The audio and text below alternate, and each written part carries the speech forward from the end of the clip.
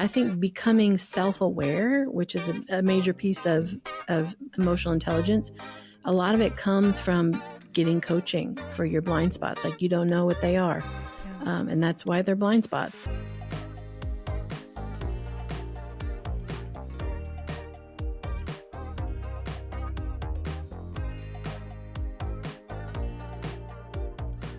Hello and welcome to another episode of A Higher Purpose of Andrew Blumen Podcast. I'm your host, Brett Connolly, and joining me as she does every week, Sarah Gonzalez. Hey, I'm back. In the house. We're back. We have to say it. We're so back. We're so back. But we're excited for the guest today. Yes. She has her book. It's come out recently. Yeah. This is Anna Morgan with Growing Women in Ministry. She has a seminary background. She has held just about every pastoral position at different churches. She's currently a co-pastor with her husband at a church in the Washington, D.C. metro area. And she just brings so much to the table, and we look forward to you enjoying this episode. Let's go! Anna, with the book that just came out, congratulations on that. Yes, thank you. It's so funny. I love looking at people's like Instagram and social media, all of the aspects, and just seeing you saying, hey, what a celebration it is to finally get to this moment, as you have been in process of writing this for so long. I think you said 6 years on there. And so would love to just hear a little bit about your journey that has led to the creation of this book. Yeah. It probably started even before 6 years ago. I mean, Right. I knew I was going to do this 6 years ago, but I think it probably started at the beginning of my journey when, let me back up. When I was a teenager, I knew God had called me to do church ministry, but I didn't have a lot of role models for what that might look like. It was pretty much women played the piano, they married pastors, were involved. And so that's basically what I did. I learned to play the piano and I married a pastor, and I just was in behind the scenes support roles. And I was really happy to do that. Kind of a shy personality, just quiet and reserved. So I was really happy to be that. But then my husband was killed in a car accident when I was 23 years old. Very dynamic, charismatic guy. And that upended my life because I didn't feel any less called to do ministry, any less called to serve God with my life. But now all of a sudden, everything that I had thought that was going to look like was gone. And so I had to reinvent myself now as a single young woman carrying ministry in a large context. I mean, our church was a mega church at that point, and I had shifted from being in youth ministry, and now my pastor said, hey, I want you to do worship ministry. And so all of the hard decisions that I had not had to do before, the hard conversations I had not had to deal with before, now are in my hands. Yeah. And it seemed like things just worked a little different for me than for the guys on our team. And I started looking, I'm a reader, I'm kind of academic, nerdy that way. So I was looking for things for women, and there just weren't. I mean, at that point in time, this is like the early 2000s, nobody was really talking about this. It was like we're minimizing the differences between men and women, so it's all the same. Yeah. And so I realized there was a gap there for me because I was running into issues that no one was writing about, no one was talking about in my leadership. And so about 2010, I think it was, started blogging and thinking about women in leadership and what that might be like, just because I knew I was talking to other women who were in ministry in leadership, and realizing they were dealing with some of the same things. And then as I progressed on, I became an executive pastor. Now I'm managing young women in leadership. And I was like, this is for sure a thing. Like there's stuff happening here that we just don't understand very well. Yeah. And I really felt this compulsion, this like Holy Spirit, I must do it, to get in there and do research to try to understand the dynamics around how women are formed as ministry leaders in particular. And also to be able to write about that, create resources for the emerging women leaders that were coming up around me to be able to answer some of those questions. And so that's really what I've attempted to do, is try to help fill some of the gap. And probably the last 5 years, there's been some amazing resources that have come out around women and leadership in both the business space and in the church space, both. And I love seeing what's happening. And so just playing a part, being a piece of that is really an exciting thing for me, to try to just bring some clarity for all of us about what this is all about. Yeah.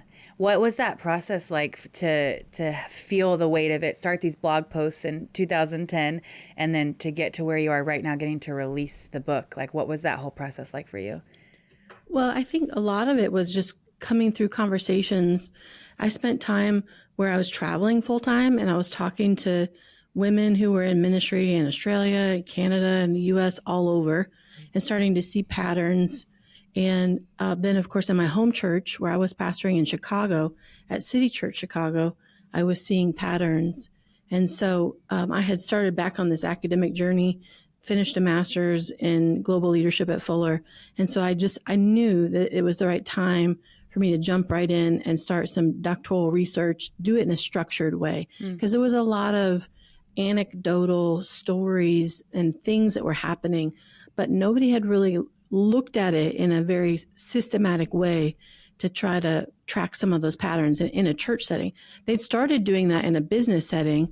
Once they let go of the idea that men and women are exactly the same, and so we need to minimize those differences. And the reason why that happened was because those differences have historically, in the 70s, been weaponized to be like, well, here's why women shouldn't lead, because they deal with these issues.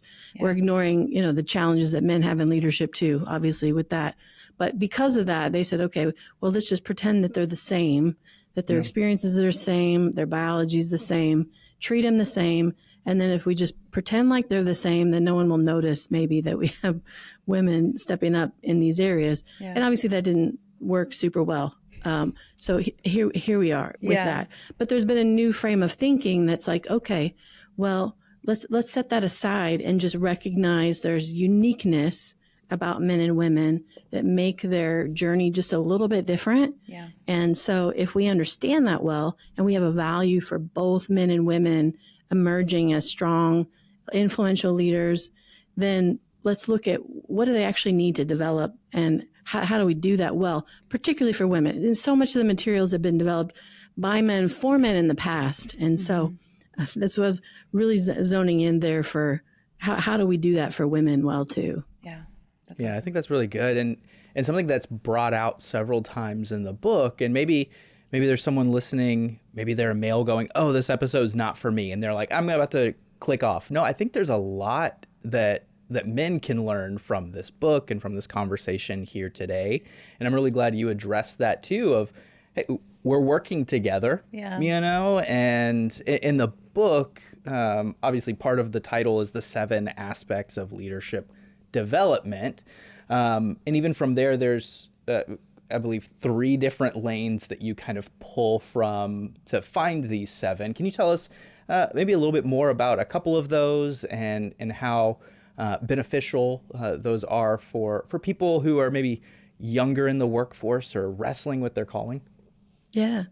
So what I found is that, especially when you're a Christian and you've given your life over to God and you have leadership gifts on your life, there are patterns of development that God uses in multiple people's lives. So there are things that we can trace, things that we can see that are standard ways that God is forming us. So he never stops forming us from the moment we surrender our life to God to the moment that we go on to be with Jesus in eternity.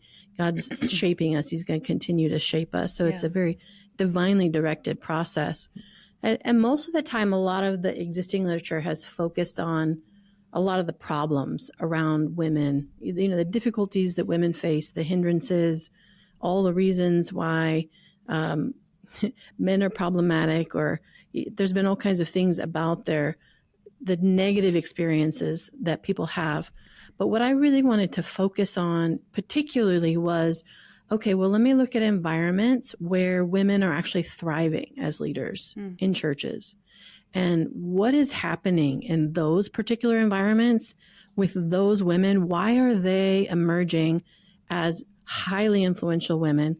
And I was looking at places where women or all throughout the leadership pipeline, from the very beginning, early stages, through to carrying significant executive leadership roles at the highest levels, and trying to understand what's going on there. Mm-hmm. And so there are things that are happening in an environmental sense, and that kind of breaks down in two ways, both the ministry leadership environment or the organizational cultural environment, and then the home environment. And that home environment is particularly key for women because we just carry the weight of that differently than men do. And it's just a piece of how we're formed. Our leadership inside our leadership context is directly formed by our home life, just as significantly as it is by what's going on in our environment. And then there's also ways that we're being formed inwardly, and that shapes who we are as leaders. We're being shaped by how we think. We're being shaped in our cognition. We're being shaped in emotional intelligence, in our spiritual growth. And that shape a woman as a leader, her approach, her values, her identity, her spirituality, her motivations, her style, who she is as a leader. While that outer environment is shaping authority, her opportunities, that soil she's nurtured in. And then that works itself out into leadership outputs. Yeah. So this is the shape of her leadership itself. And that happens in the exchanges between a woman and the people she's leading through two major vehicles: communication and the ways of relating as a leader, the relationships that she's building as a leader. And those are probably some of the most key pieces for any leader, but in particular for a woman, because how those are shaped is just a little bit unique. How she communicates both interpersonally and in big public settings. And then, of course, how she relates up to the leaders who are investing into her, opening doors for her, how she relates to her peers, how she relates to those who are entrusted into her care or that she's managing. All of those types of leadership relationships become really important. And as she grows in influence, as she develops as a leader, those things are continuously being shaped, but in brand new ways. In every season, it's a little bit different how she engages those processes of development in her life. Yeah, I love that. You talked a lot about, you looked at the healthy examples, like where these women were coming out of and they were thriving. So you've gotten to see and kind of break down what was the difference in those environments. Tell us a little bit about how organizations, whether a church or a secular workplace, how can they foster leadership and growth for young women? What does that look like? That's a great question.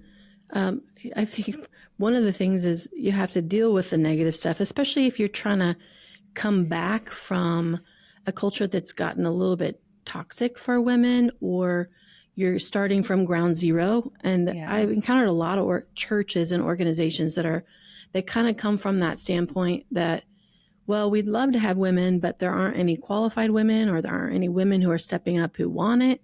We want women leading, but we don't know how to make that happen. Yeah. And I think fundamentally you got to deal with any roadblocks that are in the way. So if there's sexual harassment, there has to be a no tolerance policy for sexual harassment. And the opposite, there has to be a no tolerance policy for treating women like they're dangerous. Like, we can't have you in the room because something bad might happen. And then, of course, avoiding tokenism. So sometimes there can be that attitude where, well, we have a woman on the team, so we don't need to work on this. But it has that attitude where we're consistently looking for the emerging women who has potential for leadership.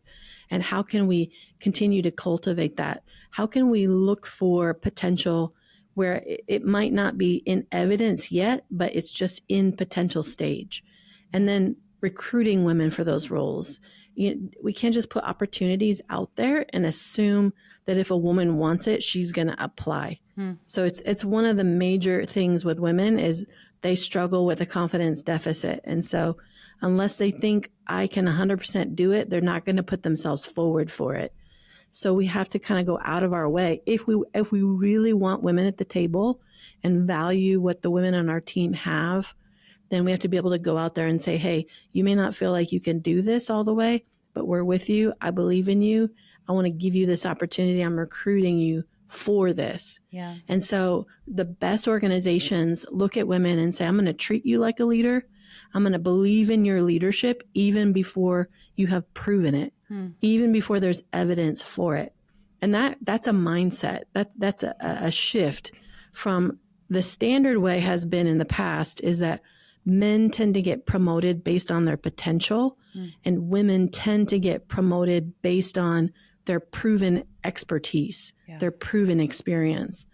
But making that subtle shift and saying, okay, well, even if culturally we don't naturally think that to be female is to be a leader, even if we associate masculinity with leadership, we're going to adjust our mindset and say, okay, I'm going to promote a woman just based on what she looks like she might have in her, what potential I could see in that.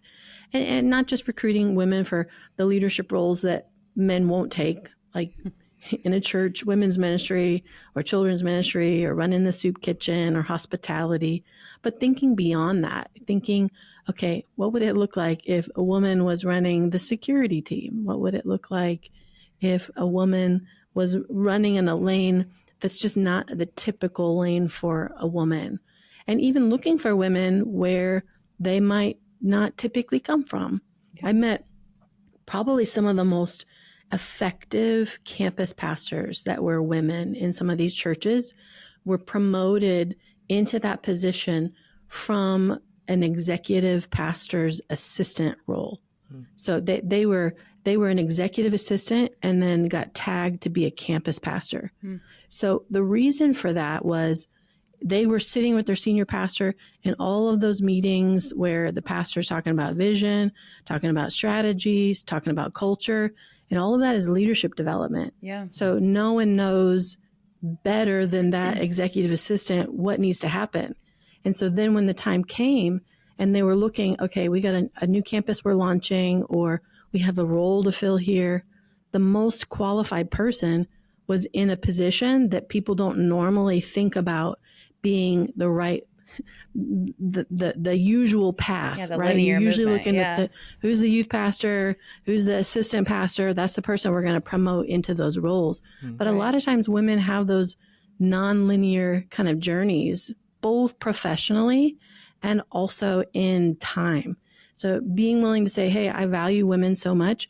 If you decide you want to take 2 years off to go have a kid, there's space for you here if you want to come back. We're not gonna write you off when you're in tiny baby season. If you got to adjust your schedule, if we got to give you flexibility, then we're going to do that because we want to make sure that that what is in you, that we believe no one else can fill it the way that you can. And that's a value. That's a putting value on women in that particular way. You know, pay gap's always a thing. We hear about that a lot. But a lot of women in ministry wind up just basically using their salary to pay for childcare. Like this is a reality, right? Yeah. You don't work for a church to make a lot of money. So things like offering childcare as a benefit, that's another significant thing that an organization can do to really empower women financially. Thinking about what might be best practices for navigating healthy platonic relationships in cross-gendered partnerships in ministry. That's really important, is just talking openly. Okay, what does this look like? How do we do this well? And then, of course, especially in church life, having the theological conversations are so important because we all come from different theological traditions. Right. And especially in the non-denom world, people come from all over together. And so you don't know, you just got this massive mixed bag of what people have grown up in, what people have heard, what they've been exposed to. And so it becomes even more important. I'm in the Assemblies of God tradition, and we have this beautifully framed position paper that you can find on the website. And I don't know how many churches will actually follow it or don't follow it, but it's like framed there already. So, but if you're in a non-denom, there's nothing like that, right? It's what are the conversations that are being had about it? I grew up in kind of functionally egalitarian environments where, and these were charismatic Pentecostal churches, so they're traditionally theologically egalitarian, which just means that there's no barriers for women in leadership.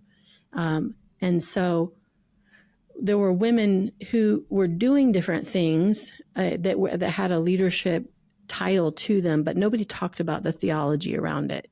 I don't think I ever really heard the theology until I was in my late 30s. That's really the first time I was exposed to it. Wow. And I think that's pretty standard, especially if you're in a very male leadership team, because why do you need to think about it? Why do you need to talk about it? But it's very relevant for any woman who is thinking about stepping out into leadership is, okay, well, what does God think about my leadership? How does God empower my leadership? Yeah. Is he okay with it? Like, how do I understand these Bible verses? And what does this mean for my life?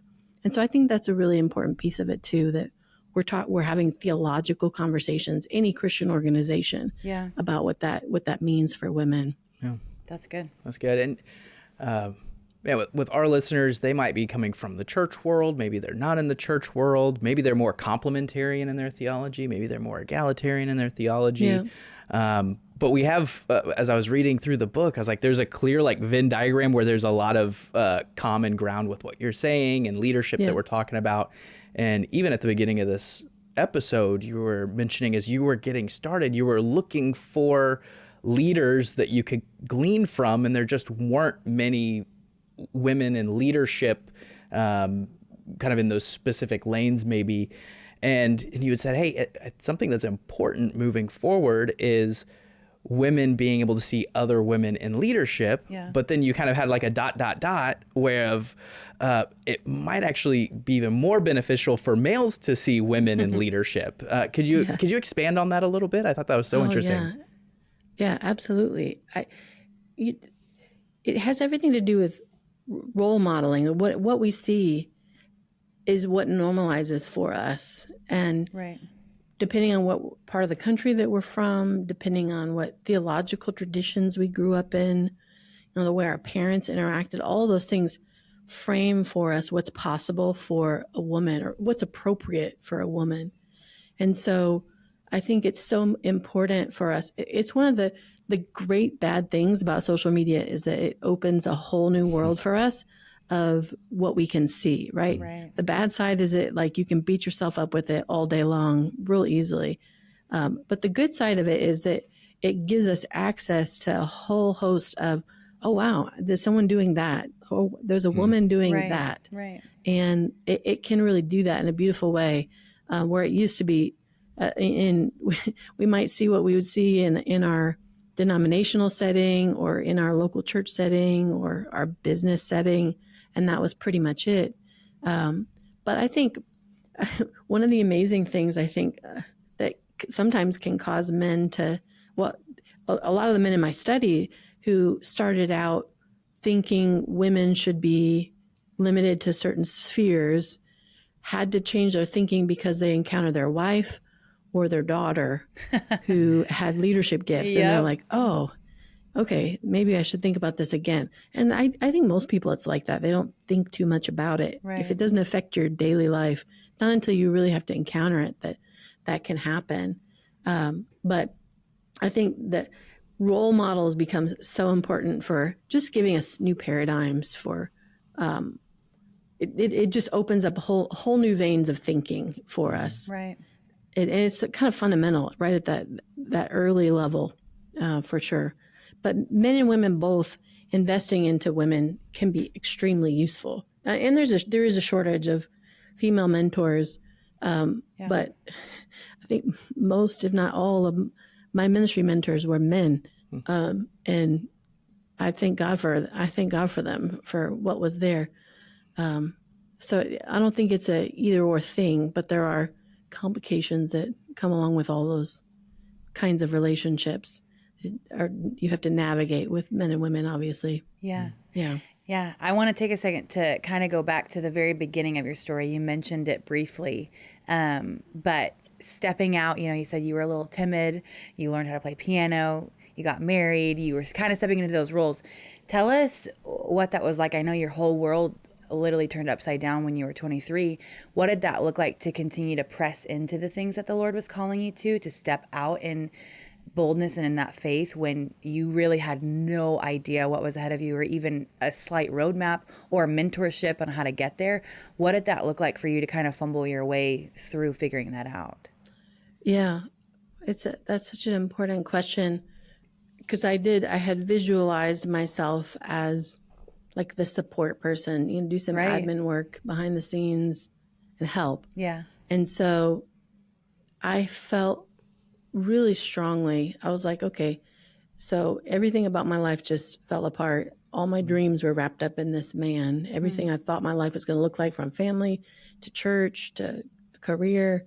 Yeah. And so I knew that I was in a really vulnerable spot. And so I didn't feel like making any decisions would be smart. So I just kind of stayed where I was. And I've always kind of had that default position of yes, even when I didn't feel qualified for things. I remember when my pastors, our senior pastors in that church in Chicago, approached me, and our worship pastor had moved away, and they said, hey, we really need somebody who can run the worship ministry for the adults and everybody in our church. And you've been doing a good job organizing things with the youth band. Would you consider stepping in? And I was like, Wow. well, actually, I feel really called to just support my husband and do that. And that's what I want to do. But I'll help you out if you just, I'll do it for 6 months while you find somebody else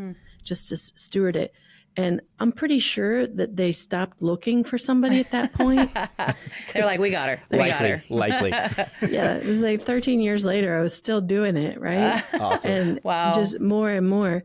And they did great things for me. Like they hired a consultant to come in and invest in me and come twice a month and just help figure out how to run it was a large ministry. Yeah. And here I am, I think I was 22 at the time.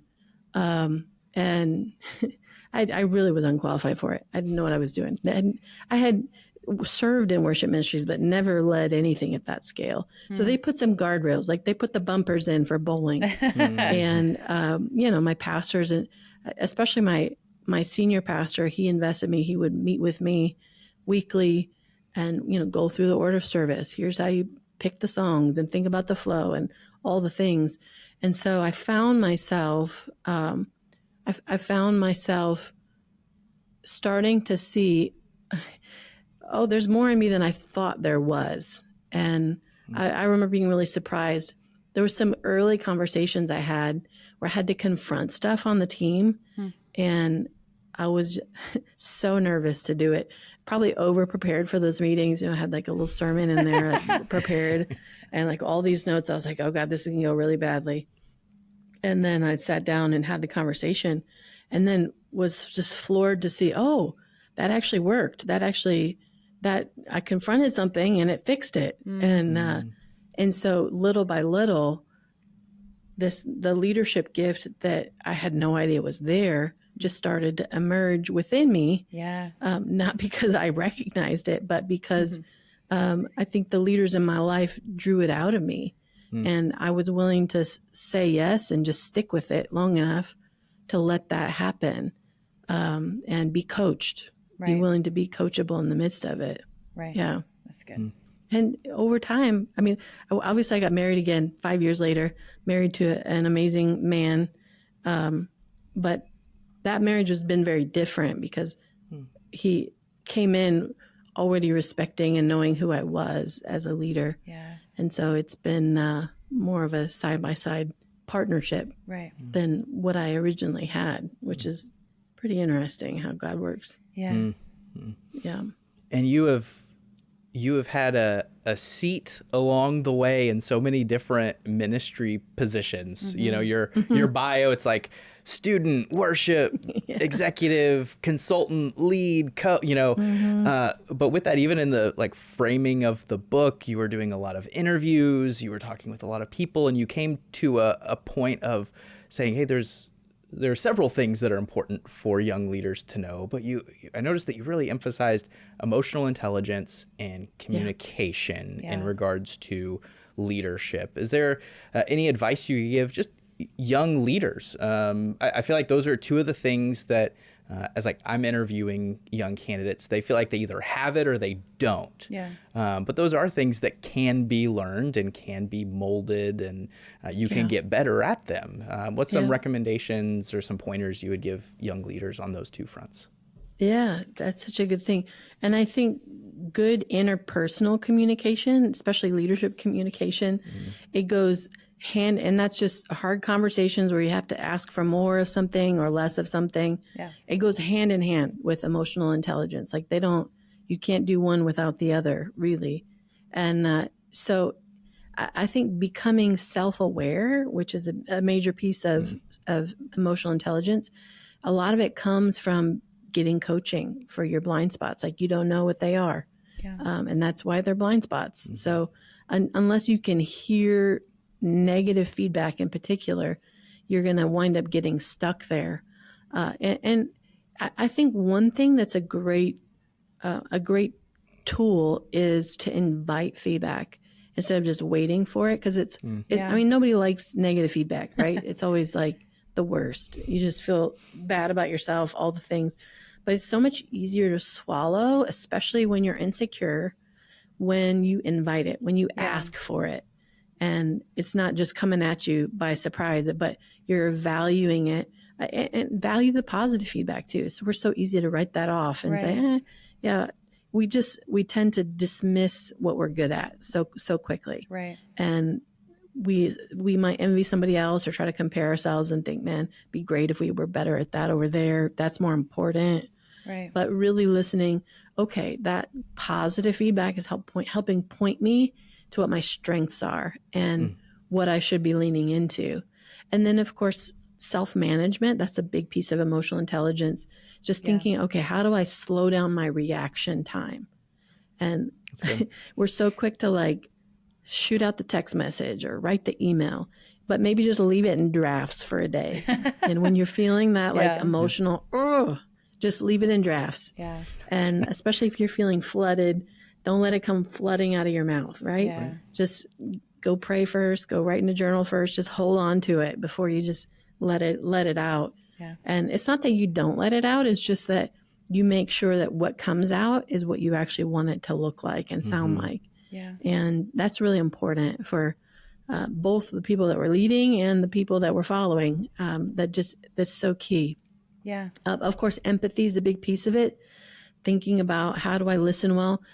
Active listening techniques are really good for that, where you're just saying, what I'm hearing you say is this. Is that right? Yes. Yes. I mean, it's just so basic, but that's how empathy is birthed, how we really seek to understand what's being said underneath what's being said. Right. And then, of course, as we're managing those relationships, just looking for win-wins for people. How can we balance investing in people and encouragement while we're challenging them or asking them for something that might be a hard ask? Yeah. And just sandwiching it with encouragement, or making sure that we're being aware of everything that's on their plate, what's going on in their life at the same time. And all of that works really, really well together. Yeah. And then, of course, public communication. I think this is probably, especially for women, is one of the things that we underestimate how important it is. Thinking about, okay, there are those one-on-one conversations are really important. And I think women probably are wired to be better at those sometimes than even men are. And that just comes from how we're socialized to behave with each other.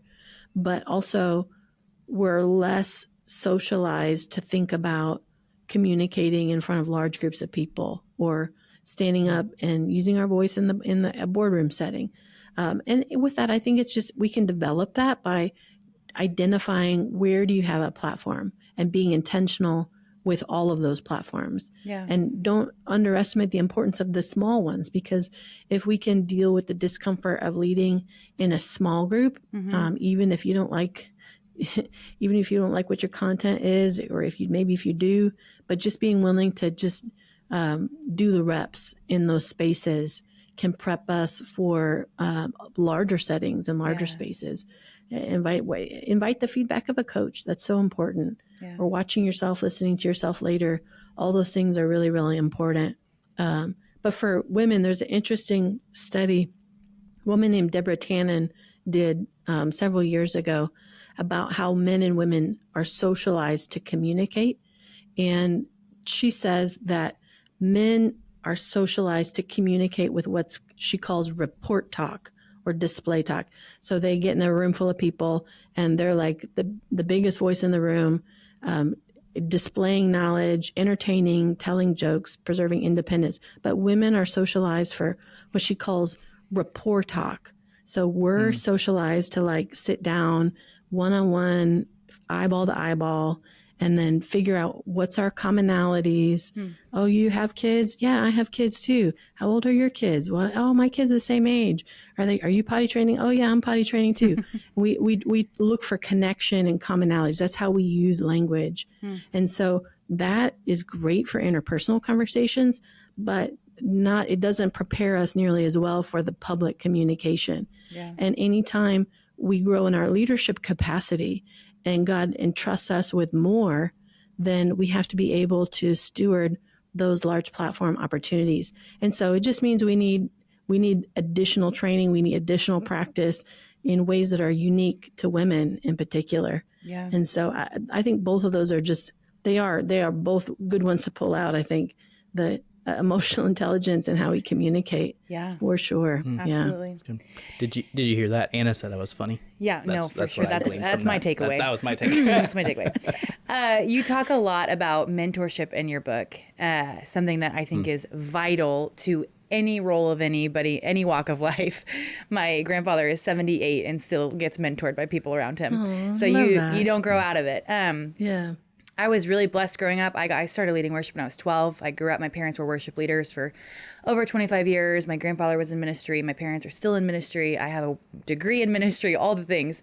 But it was really hard for me to find mentors. It did not happen very organically for me until I was later in my 20s. What is your advice for people who are desperate for mentorship, desperate for somebody to speak life over them, speak life into them in any phase of life that they're in? What would you recommend to kind of seek that out in a healthy way and in a way that is stable as well? Yeah, that's a really good question. I think, especially in an environment where there's a shortage of mentors, I think helping focus the mentorship can frame it for the person that you want to mentor. And obviously, I'm assuming that you're willing to go pursue. And that's hard, right? Because most of the time, the people we want to mentor us are the people that we're like, oh my gosh, I'm not worthy. You're amazing. Yeah. Right. So it's just that initial first step is really important. And on the other side of it, probably one of the things that I emphasize to our staff is how important it is to keep looking for the potential, keep looking for the people who are leaned in and hungry, and be discerning of the Holy Spirit so that you're investing your time in those spaces where people are hungry and open. Yeah. But on the flip side of it, if you're in an environment where you just don't know that many, or you have to go find somebody, if you can say, hey, I would like mentoring in this area. So it might be, let's say you're a worship leader, it's just, hey, would you be willing to watch video with me and help coach me on how I am presenting myself, how I can become a better worship leader? Yeah. And I'm asking for 8 sessions to sit down with you, right? So I'm giving you a start and a stop. You know exactly what you're committing to. Right. You know exactly what it is that I need from you, like what I look to you as an expert in. Because it's a lot harder when I got to figure out, as a mentor, when I got to figure out what is it that you actually need from me, right? Right. Because I'm not a counselor, right? I'm not a psychologist. Yeah. I'm not here to like unpack your childhood trauma. I'm not going to do that very well, right? So we got to figure out who can deliver what we actually need. Yeah. And then how do we communicate to them what it is that we need from them? Yeah. And I think a piece of that is, and this is probably something I didn't do well as a young person, is just learning how to lead up well. And I'll tell you one thing, if we know what we need from a leader and we recognize this is your aspect of strength, I'm not asking you to commit the next 10 years of your life to be available for me to have a call with you for 30 minutes every day. That's not what I'm asking. Right. But what I'm asking is this piece of your time, this piece of your expertise, this piece of your feedback for me, and then actually listen to what they say. I mean, I can't tell you how many times I've spent time with people and mentored them and given them advice, and then they come back and they haven't done it. Yeah. Right? There's nothing that's going to end your Mentorship like that's that. going to end your relationship faster than that. Yeah. Right? Yeah. Is just because that's just if we're going to value it, then we're going to implement it. We're going to actually do what's being said there. And then I know too, especially people who are extremely accomplished. I've had people tell me, "Hey, don't ask me for mentorship until you have accessed what I've put out there." Right? Have you read? Do they have books? Have you read the books that they've done? Do they have podcasts or blogs? Have you accessed the content that they do have? Right. And then that will help you figure out, I think, what it is that would be the most beneficial way to frame that relationship. And some people are great for spiritual mentorship. Some people are great for leadership coaches. Some people are great for like basic skills coaching, marriage coaching, whatever it is. I think just helping define that Right. will make it a much easier yes for the Yeah. person that you want mentorship from. Yeah. And again, just give it an end date, a start date and an end date. I Yeah, think will also that's help good. you too for them. Yeah. Yeah. And- That's about as practical as I can get. I like No, it. that's good. I like That's good. it. No, we want to get into the weeds of stuff. So I appreciate you kind of walking through some of those things. I think listeners are going to be able to glean stuff from that. And talking about men in leadership who want to support women in leadership, how can they best or adjust or become I don't know, better allies for? Yeah, that's a great question. I think on a team, if you really want to see women flourish, if you want to see women growing, like I talked about before, and I'm going to emphasize it again, is making sure that most of the time men hold the doors for any leadership opportunity in an organization. That is just what's typical. And so recognizing that you have the ability to create a leader by handing them an opportunity, because that's the only way we develop is by having an opportunity to practice leadership skills. And a lot of times that means just opening our relationship doors a little bit wider, because obviously men are naturally going to connect with other men in collegial or peer relationships or even mentorship relationships, just being really intentional to look for women. And then once you have women in the room, that you've given opportunity to make sure and invite their voices into decision making. Yeah. And it's kind of like what I was talking about before. Men are socialized for that display talk, to like have the answers, to talk, to make sure that everyone hears them, but being really aware to not talk over women and to ask them questions and invite them in. I don't think anything shuts me down as a woman faster than when I'm being talked over the top of. You can just start dissociating. Okay, this doesn't really matter that I'm here. We're going to do whatever it is that you want to do. I don't think it's intentional, but just being careful not to do that is really important. And then I would encourage you to put women up in front of other people to speak. Give them plenty of time to prepare, and don't accept a no, because you're probably going to get a no the first time when you push her into something uncomfortable. But support her through it, help her prepare for it, and say, "Hey, I believe you have this in you. I believe you can do this, and I'm gonna make sure that this is a win for you this first time." And so then just kind of hand holding until they have delivered that with plenty of time. And then I think this is important too, especially if you're married and your wife has potential for leadership. Just think about how you can be a support at home. There's things that men can do at home that can empower the women in their own household. One of the most powerful things I think that my husband John has done for me is that he considers my calling one of the most important pieces of his calling. So stewarding my calling is one of the most important priorities for him. So that means he's opened doors for me. He coaches my leadership. It means when we had kids that were at home, little kids, there were nights where he was home doing homework, getting dinner on the table so that I could be at a rehearsal or at a meeting or whatever needed to happen. Yeah. And he had that spiritual weight that this is my responsibility to see this happen. It's not just my own calling, but I'm stewarding my spouse's calling. And that goes both ways, obviously goes both ways, but that there's nothing like a husband for empowering a woman with leadership calling in her life. That can be an incredibly powerful way to do that as well, for sure. Yeah. I love that. I absolutely love that. One of our favorite questions really to ask all of our guests that come on here is, if you could go back to the beginning of your career, all the things that you've been through, everything that you've learned, and give yourself one or two pieces of advice, what would that advice be? What would you go back and tell yourself? Yeah, that's a great question, isn't it? I think, but I told you guys, I was somebody who just said yes a lot. And so when people gave me opportunity, I would just keep saying yes, which has a lot of benefits. Now that I'm in that pattern, it's a lot harder because now I have too many things on my plate, for sure. You have to say no. But that was important. It was important early on in life. But I think it also, that default yes made it harder for me to learn the skill of leading up. And I probably wished I had learned that earlier, and that I wasn't afraid to disagree with my leaders and the decisions or the direction that they were making.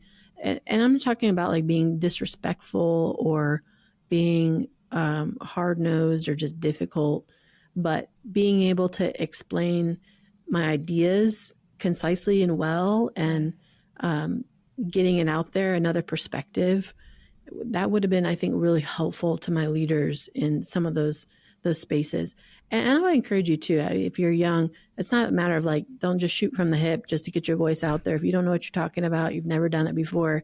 I mean, it's got to be something that you've done your research on or you're experienced in.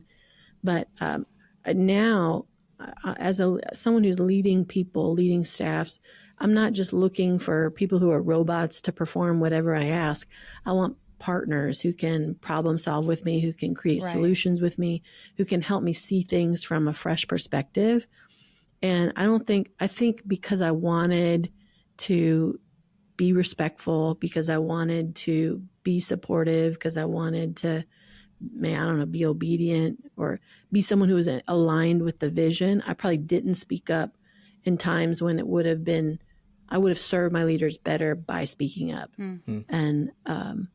And probably that would be something I would change. I would learn how to do that earlier. I think I was in my 30s before I really started doing that well. Yeah. But I think I would have been more effective in my 20s if I'd figured that out sooner. Yeah. Well, man, I blinked and I looked at the time. And I think we're about done. Thank you so much for just spending some time with us. This really is such an impactful book for men and women. And so, one, thanks for following your calling to seeing this to fruition and having this be published. I think it'll be a blessing for many people over the coming months and years. And hopefully this podcast will bless some others. So I hope so. Yeah. Yeah. Thank you so much. Well, thank you guys so much for having me. Yeah. It's been a blast. Thanks, Anna. Thank you so much for listening to this episode of A Higher Purpose, a Vanderbiltman podcast. I really, really enjoyed this conversation with Anna. I hope that you did as well. I loved hearing her talk about mentorship. She talks a lot about that in her book that she released last year, a conversation that I think is really, really important. If you want to listen to any of our other episodes or this one again, you can find us at ahigherpurposepodcast.com, and also leave us comments on any of our social medias to tell us what you thought about this episode. You can find us at A Higher Purpose Podcast. Thank you so much, and we'll see you next time. Hey listeners, we're wrapping up the end of season 1 for A Higher Purpose. Thank you so much for tuning in. I hope you've gained some great insights along the way, because I know I have. We're going to be taking a short break before kicking off season 2, but be sure to follow us on social media at A Higher Purpose Podcast, so you'll be the first to know when we're back. We'll see you soon.